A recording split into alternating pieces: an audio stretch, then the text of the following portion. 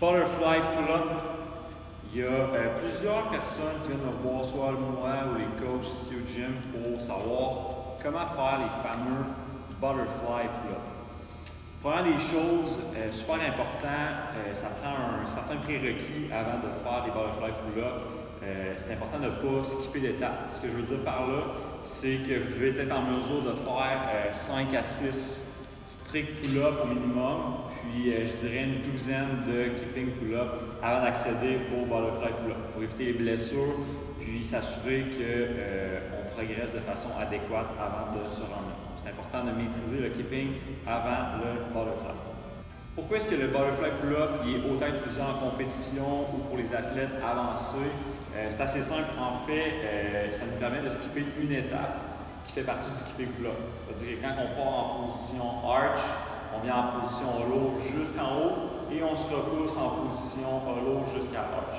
Tandis qu'en butterfly pull-up, on fait un peu plus un cercle, c'est-à-dire qu'on vient en position arch au début, position hollow, puis là on continue directement à la position d'arch, ce qui permet de skipper la position hollow en revenant. Donc ça nous permet d'être plus rapide, d'aller chercher une meilleure efficacité en utilisant un maximum de momentum. Donc mon premier drill qui va pouvoir vous aider à comprendre un petit peu plus la coordination au niveau des épaules, c'est de faire un rond avec l'épaule, c'est d'y commencer avec les deux jambes sur la boîte.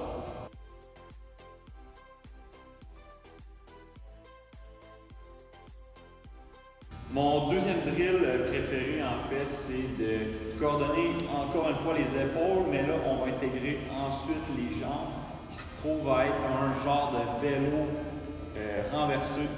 Donc, on vient tirer le genou vers l'avant, puis on vient kicker les jambes par la suite.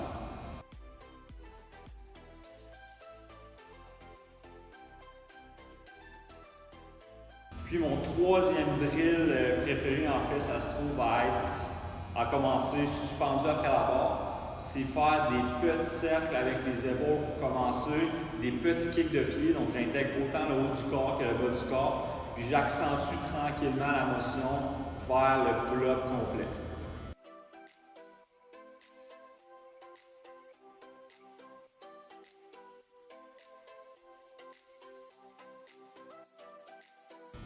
Donc j'espère que ces trois drills-là vont vous aider.